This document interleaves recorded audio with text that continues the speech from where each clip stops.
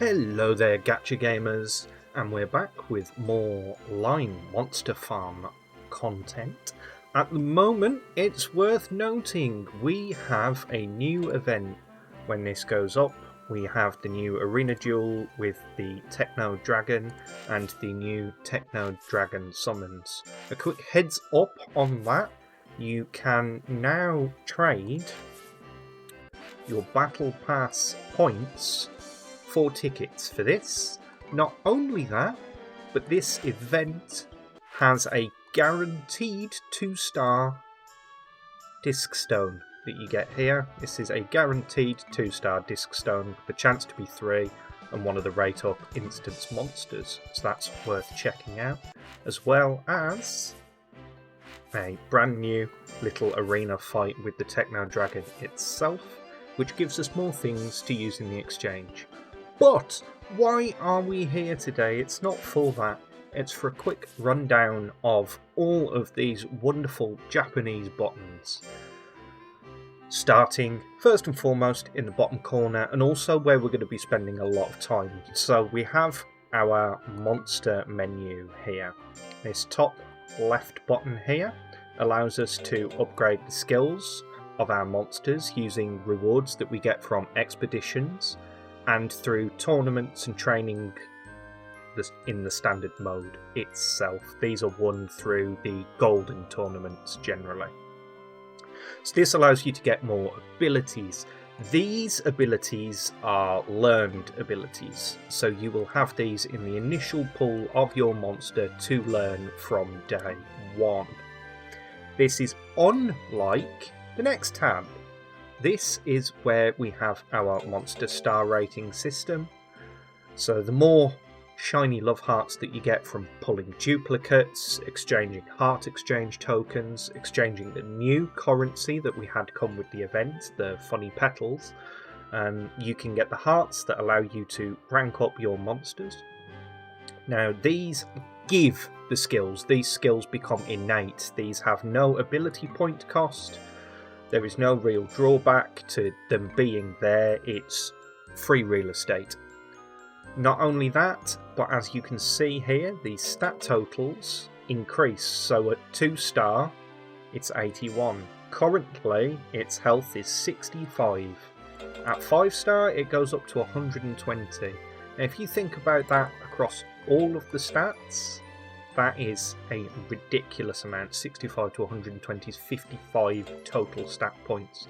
And I believe it's bigger on the better stats, so the speed gains an extra 61.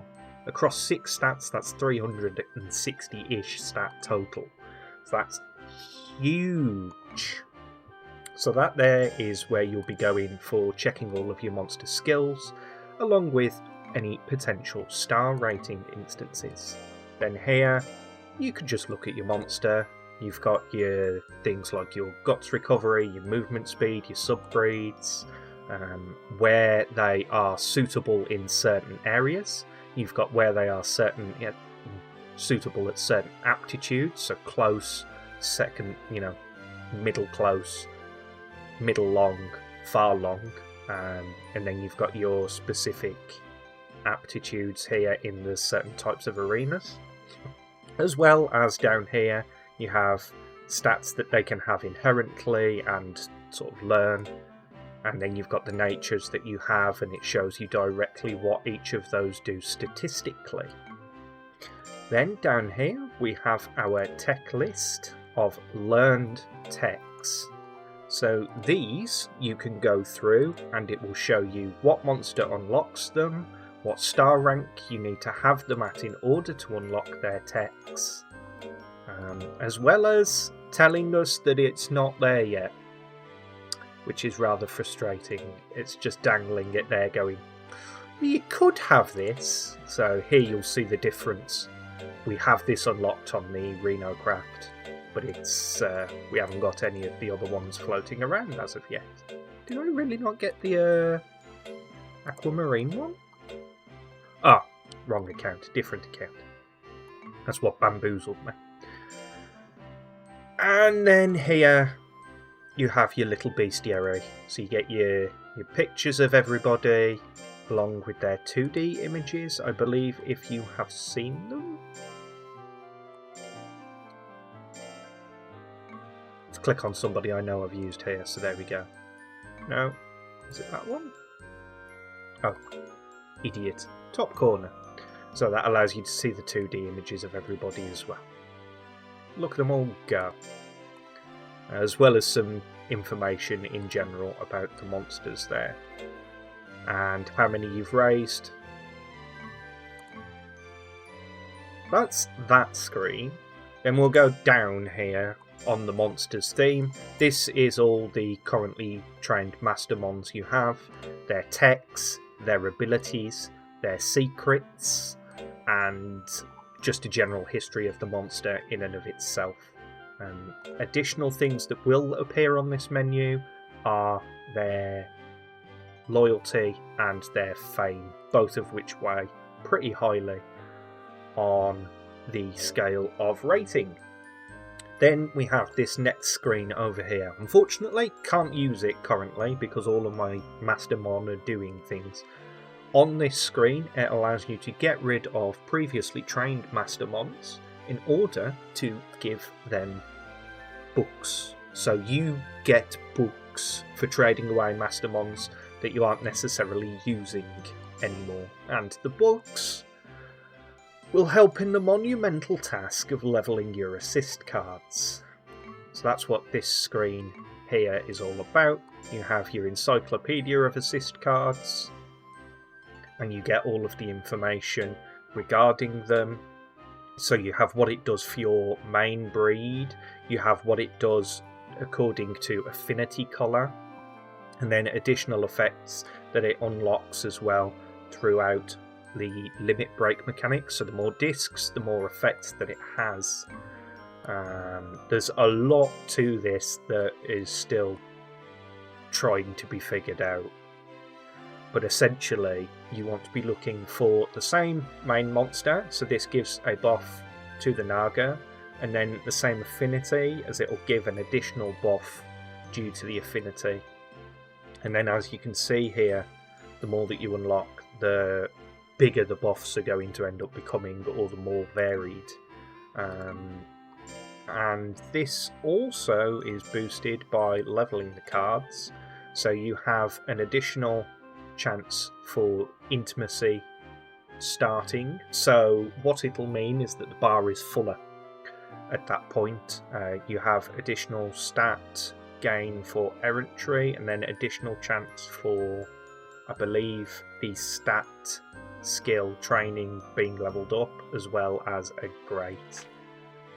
But again, this has still got so much to be unpacked.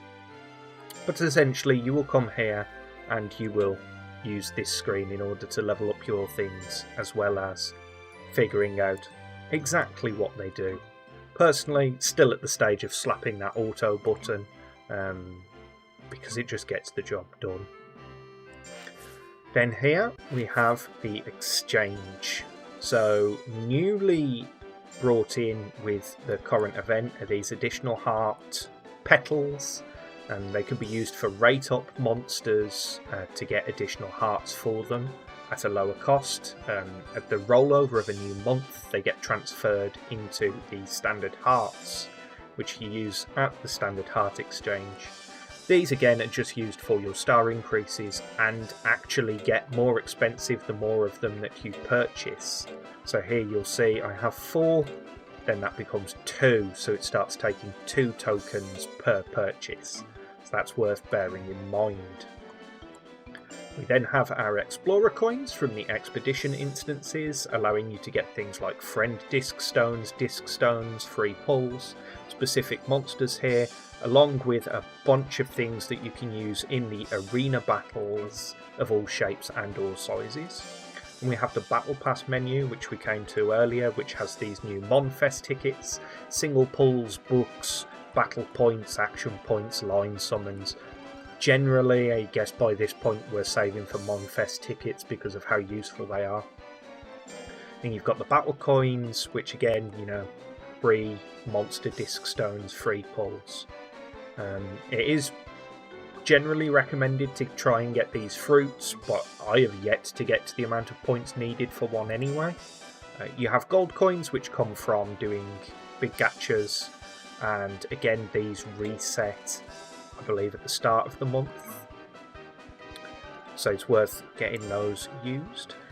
And then we've got orbs that we can upgrade, so you get smaller pieces and it allows you to transfer into the bigger ones. And then a diamond store. Again, the only thing you may really want to purchase here is the big awakening fruit, potentially these later down in the line once you're getting to the point where you're having 5-star upgrades. Then on the home menu, again, we have the expedition screen, which allows you to take your monsters out into big expeditions. These essentially are factored around how good they are in the type of environment. So you've got ice, forest, water, volcano, and desert. And the bigger the number, the more stuff that you get on a returning expedition. Again, it's not all just directly from their power, because you will have these aptitudes. So here you can see that the Suezo is marginally better because he's here. That one's pretty self-explanatory by that point. Then you have the arena, which is a cluster. It seems to use the auto simulation that's used in the main game, and it seems to get really confused about what should win and why it's won, and sometimes you just get lucky. That's about all I've managed to fathom with that at the moment. For our main little daily instancing, again, this is still bugged, so you have to start from the bottom and work your way through them. Generally, I've been going for books because I find that books are a much harder to acquire resource over the coins. Then you have here your menu for telling you what Battle Pass points you've earned and how you get them. So you get it from battle coins, winning tourneys, expedition floors. You know what? That top one is eluding me. Ooh. Can't quite remember what the top one was. Then you've got your summons, so you have your line summons, your keyword summons, and your disc stones. Oh my god, I've actually got a bunch of disc stones sitting there. You know what, we'll do the 2-star disc stone whilst we're here. Provided it wants to play ball, there we go. Ooh, Gali Mono. Well, Mono Gali. I keep doing that. It's just how I've done it. And then your bottom screen, obviously, you have your gacha down here in the bottom right. Again, at the moment, this is probably worth at least doing a 10 pull on, getting the new disc stone. It's a guaranteed 2-star. You're not missing out on much if you don't do it, unlike the standard ones where it's just a disc stone. So you could get a 1-star and feel a bit miserable. And that's pretty much everything from the home screen, from what I can recall.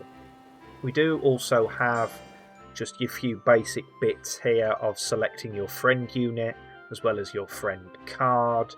This is where you'll go to get your identification. Your identification, which is used in directly adding other friends. So you'll have people that you can add direct in-game. Now this is separate from the line ID, because this is you making sure that you can use your friend's assist cards and also their assist monsters. So you see here the funny rock Suezo and the hair that are usable because of my sort of main account there. So you'll want to be adding in-game friends as well as line friends. And you've got your inventory bag here that allows you to scroll through all your items. You've got your little banners list for accomplishments that you've made in game. You've got your trophies, which allow you to view your in-game trophies. So if you're missing anything, you can try and figure it out from the style of cup that you're missing. So if it's bronze, look for the little bronze symbol, gold, etc.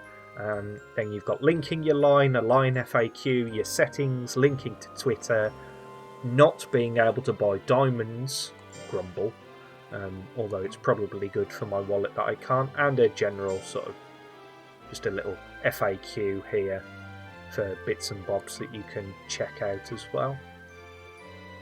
Then you've got your missions, so you've got your dailies, your achievement missions, and quest or sort of special dailies on the right hand side. And then you have your monster raising. Now that we'll be tackling in a completely separate instance, as I feel like there's much more to go into there. That's just a brief rundown there of all your sort of home menu instancings. Thank you for listening. Hopefully it's been helpful to some degree. Not only that, if you are still having issues with your SSR challenges, there's a separate video for that. If you're looking for rerolls, again, there's a separate informational instance with regards to that. But most importantly, enjoy line farming and have a great day.